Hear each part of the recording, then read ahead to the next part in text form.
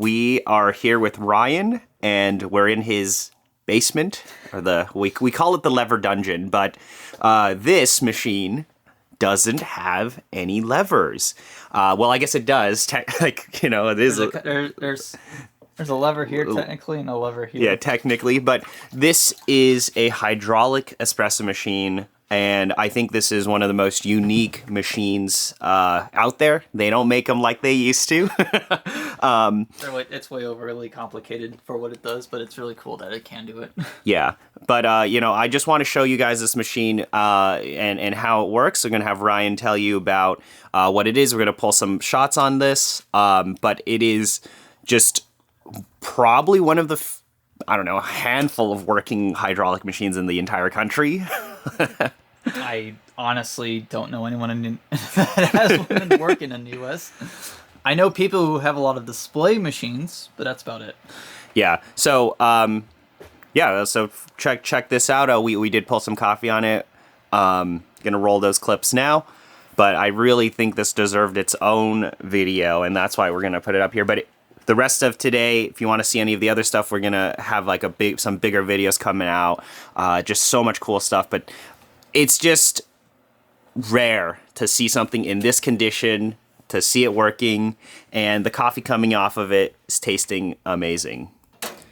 There is a live stream we shot last night that I'll link up here, but this is an incredibly unique machine. Yeet. Yep. It has actually good pre-infusion pressure, honestly. Considering how low the boiler pressure is, it can be pretty violent. What coffee is this? This is Saka Classic Bar. So that's the red bag. That's the 30% Robusta, 70% Arabica for reference. I've just been playing with a 14.5 gram dose with this machine because it's because it's the same dose I use on the Urania upstairs, so I don't have to change around my grind settings. So this is the scuffed RDT. It's the technology. This is the tech. This is the advanced dungeon tech because we're down here and not upstairs. Got the Malwani. Yep, the Malwani Levy. Whose birds you dislike, but what do I know? No, it's okay. Take a look, nice and wet. Or is it because the beans are oily? I mean, you got the bag right there. You can open it and check it out if you want. Saka is such a unique coffee. See, that's not that oily. No, it's not. Okay, so you want to talk a little bit about what this machine is? So this is a Cimbali machine from 1958. It's a Cimbali Gran Luce Automatica. And essentially what that means is this is a hydraulic machine. And what a hydraulic machine is, it takes water from your water mains. It will... We have the hose. I have it running through a little pressure regulator to reduce it because I don't want 50 psi. I want like 30 roughly. So this 30 psi will move a big piston in this bell housing on top, and it will translate into a brewing pressure down and multiplies the 1.8 bar that I currently have it, or 30 psi. I have it set at whatever it's at. Yeah. And I think it's 4 roughly. So it's like 8 bar you should get. So we're gonna weigh this shot because I'm still tinkering with it. That I'll explain in a bit.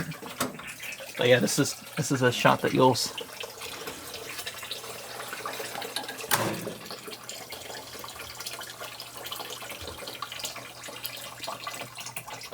Oh, wow, that looks nice. That looks so nice. It's a quick extraction, but that doesn't matter for Saka. Saka can do whatever it feels like. Okay, that's a better volume. I've been tinkering with the volume of the shot because normally if you pull, you can adjust the volume of the shot by pulling this little regulator in or out. Out is small, inwards is the big shot. So let's weigh this. I have a scale ready to go. Is this the only time we'll see you use scales? I actually use it when tinkering.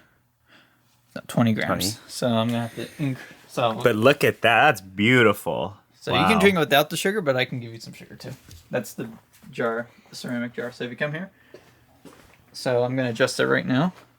So I loosen this little Phillips screw. I just push it in just a little bit. So now, next time, hopefully the volume's bigger. If I go all the way in, it produces like 58 grams. That's what I measured. Actually, if you're doing a light roast, I suppose. Maybe we'll do a light roast. All right, see how many grams of sugar that is. Oh, I'm kind of a sugar daddy. I probably drink 20 to 30 grams in just sugar, just from my coffee. So that's 28 grams. That's totally not 8 grams of sugar or 7 grams, whatever.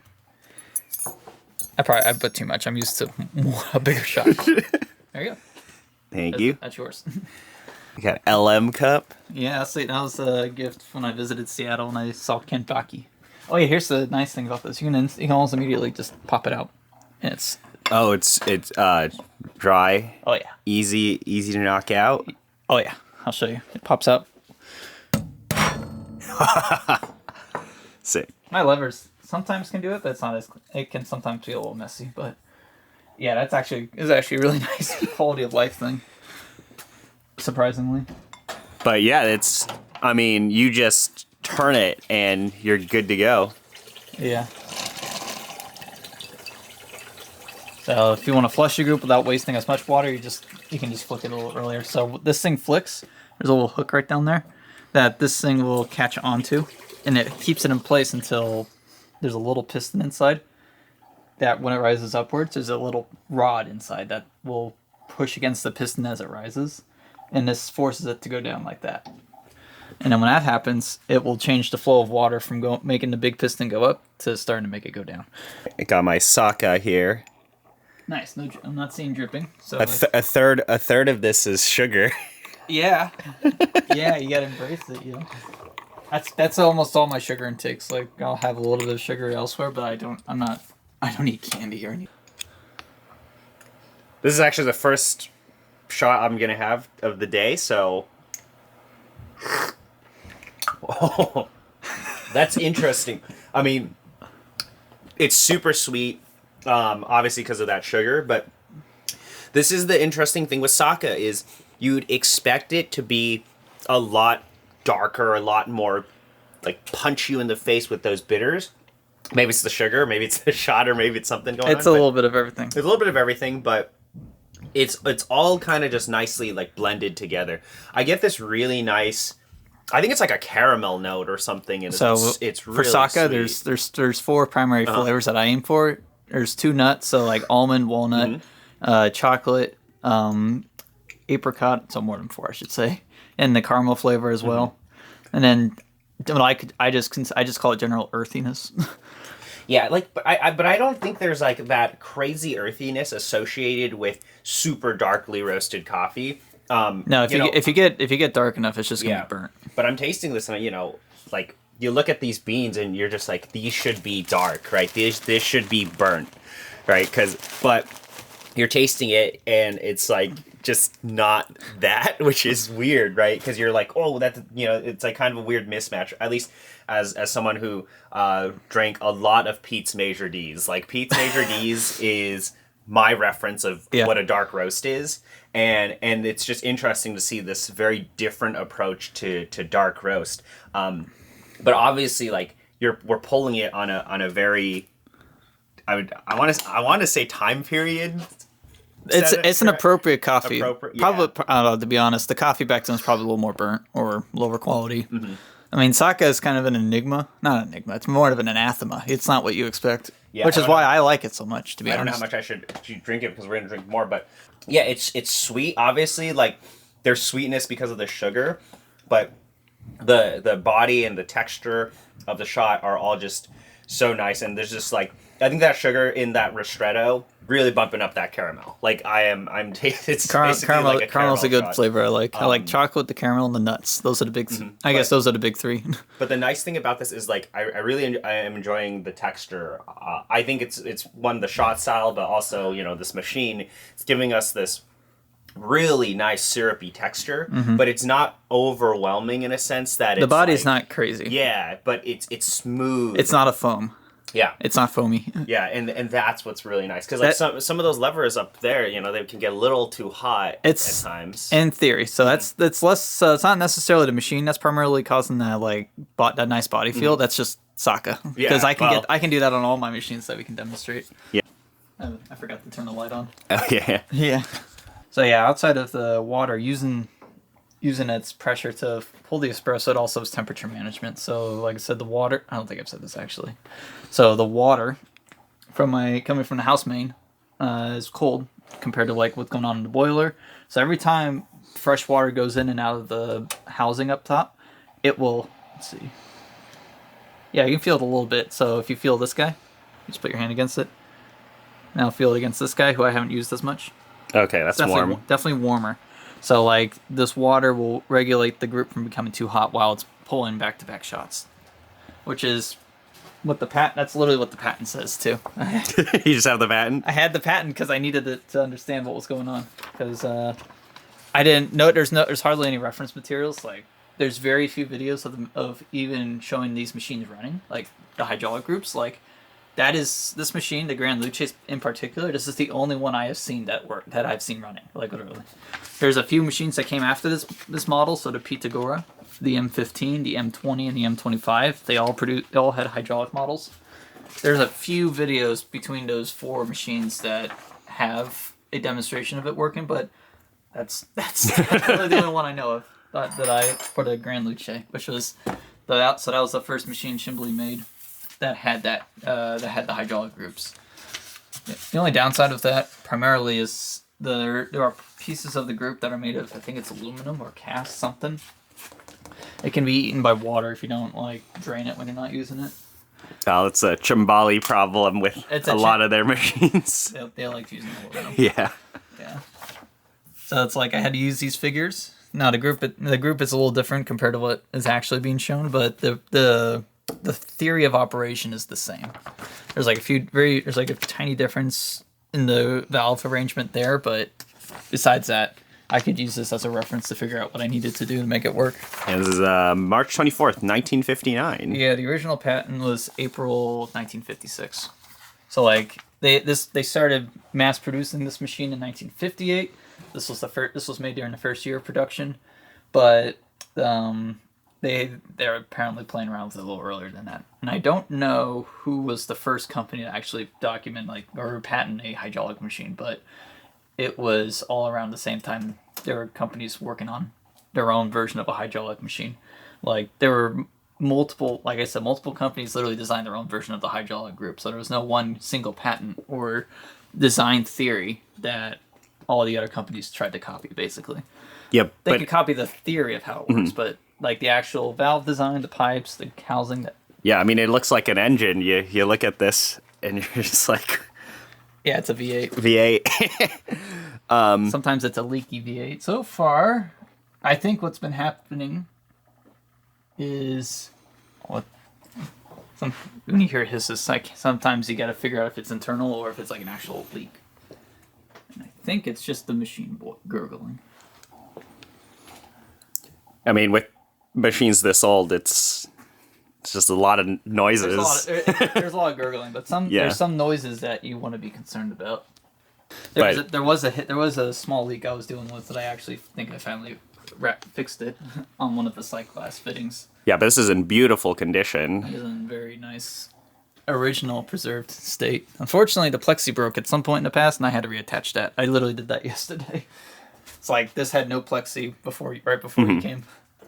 So if you see me twist it every so often, if I don't pull a shot, the pressure will actually slowly build up to whatever the house pressure is. So if I walk away for an hour and I come back, I'll see it's at 0, but from the other side. Jeez. So yeah, no, my house pressure I think is 50 psi. That's what it's at. You can pull mega yeet shots. I don't recommend it. But I mean, it's very interesting because this is a 70-year-old design, and all the way back then they figured out how to regulate temperature like this without doing any of the fancy stuff. The PIDs They had some interesting things for what they could make at the time.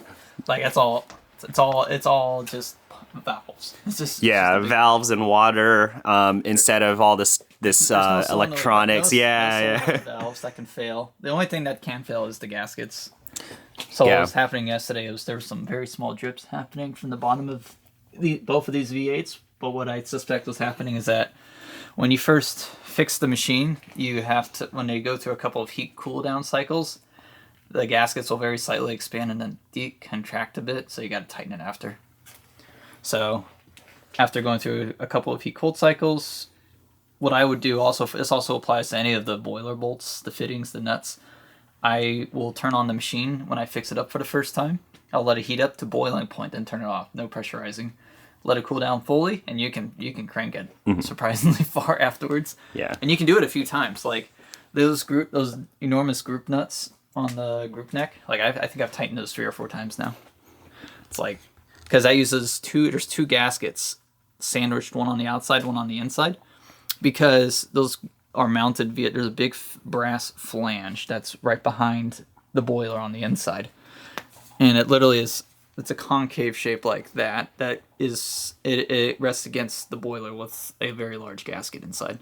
That was not fun to remove. I had to get help with, I also had to drill out 4 broken studs. Yeah. Yeah. Also, this thing is not metric. Most of the fittings are imperial. So like unified national coarse threads.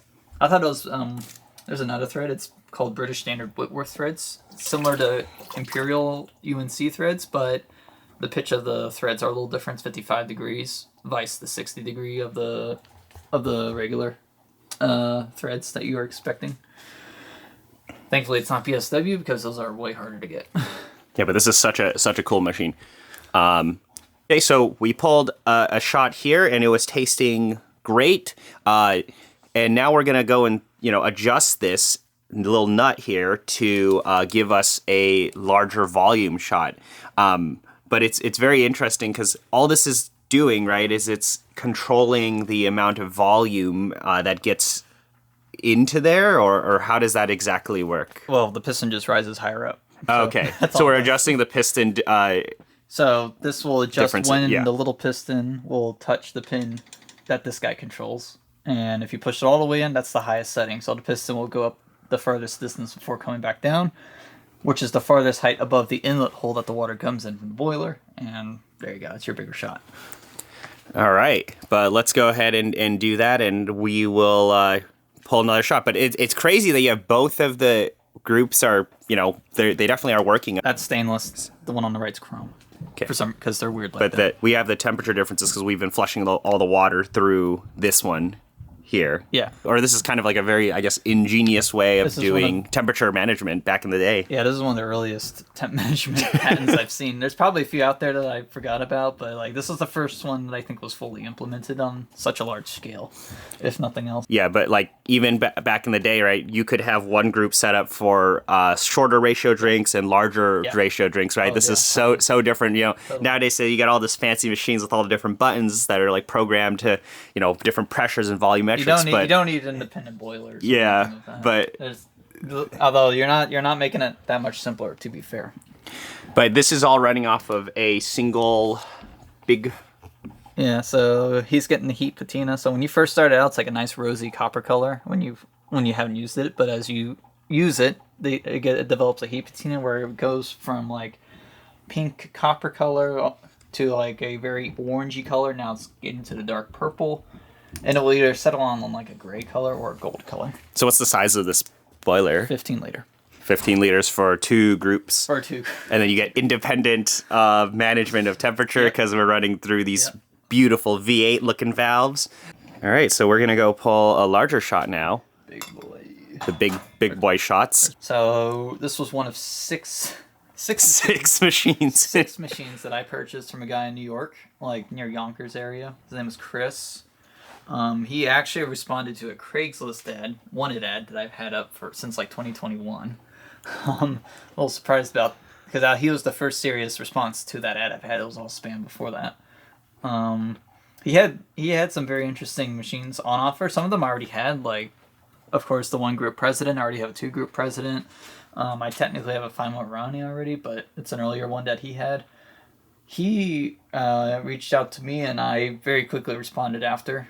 I drove over to his house and we talked for like 3 hours. He was showing me the machines. He told me how he got them. He bought them from a coffee roaster near Vicenza area because they needed some space for a tasting room that they wanted to get up and running. This was back in the 1990s. So the owner of the coffee roaster sold the 6 machines to this guy along with a few grinders that I also have. He had 5. He has 2 grinders still. I bought 3. So he He was in Italy though because he imported clothing for like 30 or 40 years in New Jersey. So he had like a clothing business. He'd go back and forth to Italy a lot. So he got the machines while he was over in Italy that one time in the 90s. He brought them back in a shipping container since he was buying large volume amount of clothing at the time. So it wasn't that expensive to ship the machines, and they survived the transport overseas relatively unscathed, which is usually a big concern when you're shipping these machines. Since they're so heavy, they're not on pallets, they can tumble. I'm sure people know when buying modern machines even that they can take a tumble during shipment. But we agreed to a price. It's literally my biggest purchase I've ever made, more than my car. Yeah. Oh wow. Yeah. Well, you were buying a Six ton of stuff. and 3 grinders. Yep. Yeah. I mean, per machine, it's not that bad. Yeah. Well, quote unquote, not that bad. It'll still. Yeah, in the context of these guys. Yeah, but but what I got though, I got some really interesting machines, and all of them are in pretty good shape. So, what was this one working when you got it? No. So what did you have to do? I had to do a complete strip down. Oh yeah. So that's why the body panels are off. The body panels are over there. Yeah. Well, those body panels are off because I need to work on these groups. Yeah. Because there was a gusher earlier, of course. Maybe I just don't pull full shots on this guy, for example. But it's like, normally these are covered. I can't access any of these valves when those panels are on. Yeah. The only thing that's visible is the portafilters, the bottom of the bell housing, just the black part of the levers, and then the top of these caps. That's it. Yeah, so you spent the last few months kind of just working on this guy here and there. This was actually a pretty quick one for what I was expecting to take a while. There might be issues I still have to work out, but I got the majority of it done. I started this like September, honestly. Okay, so That's 3 nice. months, not bad. Yeah, I mean, a lot of it was waiting for parts, to be honest. But in terms of man hours, I think I have 110, 115 hours in this machine. And that's anything, almost everything. I don't have parts research counted in that. Yeah, but how's kind of working on this versus any of your other machines?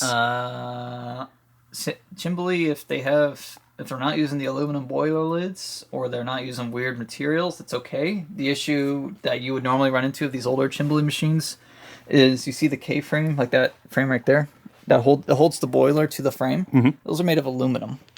And it can, if it corrodes a lot, you're going to have some snapped bolts and screws as you try to take them out. You're going to have to drill them out, retap them. Poor material choice is the big issue of Cimbali. Yeah, well, aluminum boilers, on the Cimbali and like many of those machines. But still in fantastic condition, and the fact that it's working, we're able to make coffee on a machine from this era with these amount of complexities is quite amazing. And it was repaired and restored by Ryan here, so really amazing example of espresso craftsmanship. All right, I think that's something people don't really. That's part of the thing where I get a little concerned. I see people buy restored machines, like, do they know how to service these things if something happens? Like the large workshops like Maltoni and a few other guys, like they do a good job when they actually do the initial fix, but there are problems that can like pop up after prolonged use, like sometimes anywhere from a few months to a few years. Finding president only took 3 or 4 years for a boiler issue to develop that I didn't see at the time. It's like, how are you going to fix that if you don't know how to wrangle it apart? Like that's literally a strip down. I had to strip down the boiler. Yeah, I mean, there are no boilers on that machine anymore. You can get new one. To be fair, I mean, if you have the technical expertise, you can fix the original boiler, or you can actually buy. So the Fiamma Legend, the E61 Legend, the new boiler that they sell for that, I think would fit that chassis actually, because the fittings are all in the same spot. They haven't changed that really. And the Fiamma President and the E61 boilers, they're exactly the same. It says E61, but where's the E61? Someone stole the glass. How did they? You can see the real glass over there. Yeah. I like that one better. That came in like 4 colors, so there's a light blue, a dark blue. I like the blue so much. The blue is nice. That's probably my favorite. There's a dark blue, a red, and a black, in addition to Yeah, so Saka's just maybe because I'm in this house right now. I'm like, dang, Saka's so good. Yeah, I can't shit on Saka, but it's I don't care if you do. it's really tasty. You brought some of the forbidden coffee though. I did bring some Panama Geishas. Okay. Like I said, you get to use my Eureka for that. Because I can't hand crank light roast. I think I made other people bring grinders. I was like, sure, just bring grinders. Constantine's bringing a little lever, I think. Oh, you just create a channeling in your puck by slamming it. Oh no! You do all this modern prep, and then you're just like. All right, so to measure volume, we're gonna use these 2 cups. Just throw them on the scale. Cause I'm curious. Yeah. Yeah. I haven't actually pulled a double yet. I haven't pulled any shots on the right group. On the chrome, so we're gonna see. We're gonna try it. We will try it. But one of these groups is fully calibrated and fully working, which is pretty amazing. Well, relatively. Relatively. It made tasty coffee. I enjoyed that shot. So, yeah, it was a little slightly short. But that these cups are always so deceiving. A lot of these, they look a lot bigger than they actually are. So, see, you turn the water on. So yeah, it's a long shot, so we'll take a little bit for it. Oh, something's going on. Oh, we got a little bit of leakage. But look at that. So that's the thing is like, that's from the top where the water manages the temperature, but that's still looking good. Maybe pulling a little fast, but that's probably because the temperature is not as managed on this one because it's warmer. I probably had more time to pre-infuse as well. Yeah. Okay, so But let's look at the volume. I mean, look at that. Yeah, That's one had still, more. Yeah. Well, that's because you knocked your portafilter and you. Yep, 59 grams. 59. But look at that. Look at that crema. Beautiful.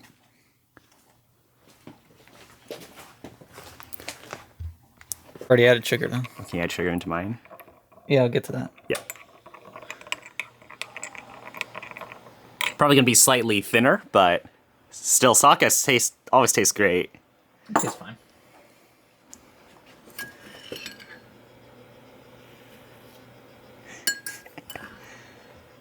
It's a lot of sugar.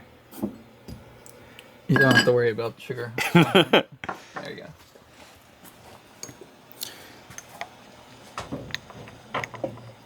This looks so good. The nice thing about all these levers is the volume is low, so you can drink a lot of shots. You know, this is a split, so what, 7 grams. And then there you go, knock the puck out. So we got a little bit of leakage there, but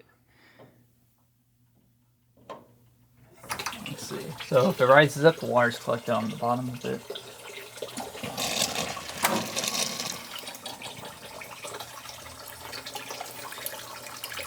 There's nothing that'll rust in there. That's the good news. It'll probably evaporate over time.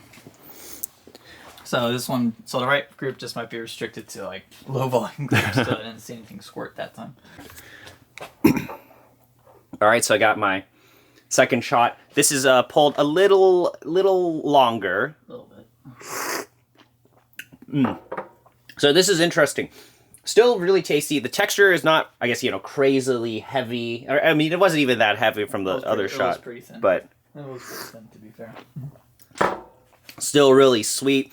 Now I'm getting a little bit more of those bitters because I think the second group here is pulling a little hotter. The flow was a little higher, so maybe it was a little too much for some of the for this coffee, but it just tastes like marshmallows now. So I'm not getting a lot of those like heavy toasted marshmallow caramels. I'm just getting more like marshmallows with the slightly thinner shot, but still overall very tasty. What's really cool about these hydraulic machines is just like, look at how easy it was to actually pull that shot.